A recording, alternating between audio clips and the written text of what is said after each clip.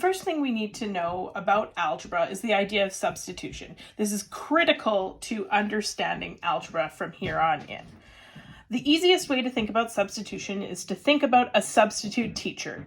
So when you have your regular teacher and they need to be away for whatever reason, you have a substitute teacher.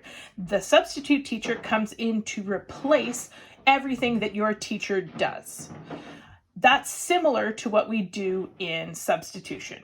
So the idea of substitution is we can be given a value for an unknown, for a variable, and then we will be able to find the total value of an expression. So what exactly does that mean? So let's take the example of 3x subtract 5. This is an expression, as we know, because there is no equal sign.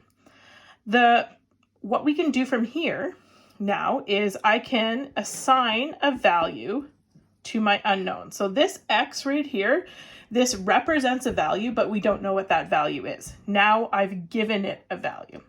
So how do we go from here? So basically what this will do is what we're trying to do is replace this x with the value of 2. So we're going to put that there.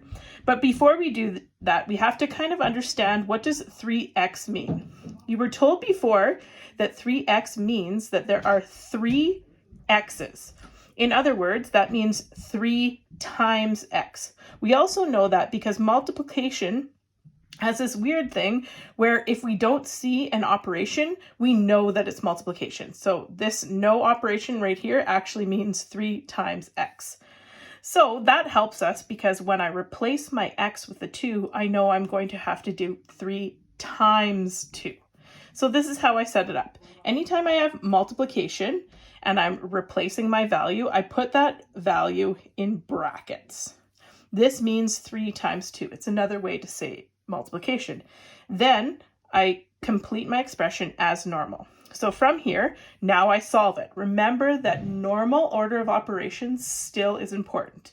So that means that in this case, I have multiplication and I have to do that first. So multiplication, then addition, subtraction. So 3 times 2 is 6, subtract 5, and then I do that. 6 minus 5 is 1.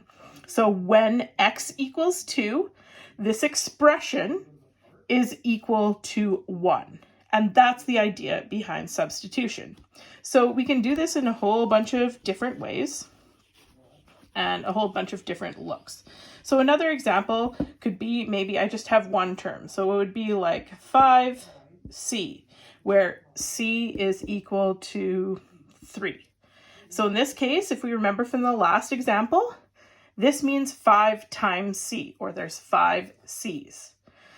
So what I could do is I would replace my c with the value here. Okay, so 5 times c, which equals 15.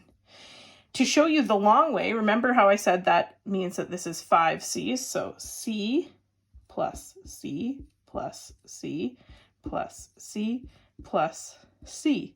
This means the same as 3 plus 3 plus 3 plus 3 plus 3, which equals 15. So it means exactly the same thing.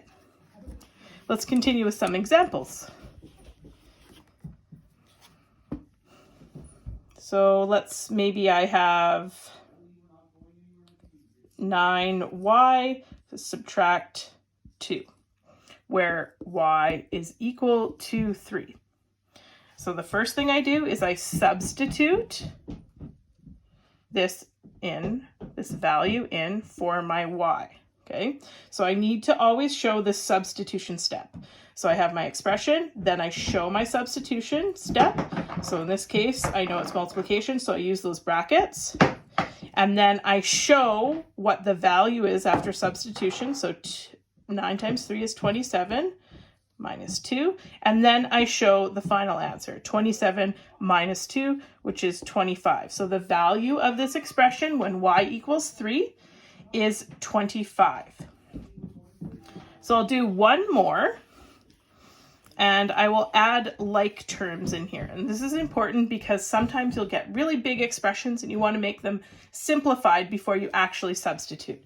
So let's say I had 2a minus b plus 6a plus 3b. So what I could do here is I would first combine like terms. So I see that I have 2a and 6a. And then I have b, negative b, and 3b. So my first step is I'm going to combine them. So again, if you recall this, so 2a plus 6a, I always keep my a, and then I add the coefficient. So 2 plus 6 is 8. Then what I do is I add the other ones together. So I know that I'm going to have a b. Now remember, if there's nothing in front of the b, that indicates it's a 1. b and 1b mean the same thing. So I have negative 1 plus 3. So that would be, using my integer knowledge, I'd go from negative 1 and I'd add 3. So I'd have plus 2b. So now I have a much easier expression.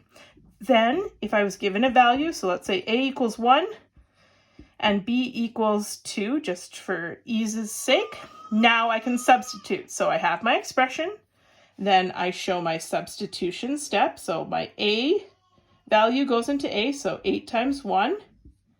And then my b value substitutes for b. So 2 times 2. I always show my substitution step. I always show my solving that step. So 8 plus 4, and then I show my final answer, which is 12. So the value of this expression when a is 1 and b is 2 is equal to 12. So we'll do one last one with like terms. Maybe I have 12x subtract 4x. So I know that I can combine these terms. They're exactly the same x, it's just the coefficient that's different. So I can simplify by going 12 minus 4. So 12 minus 4 is 8. And now if my x value was 5, I can substitute that in there. So I would go 8 times 5. 8 times 5 equals 40, and I'm done the substitution.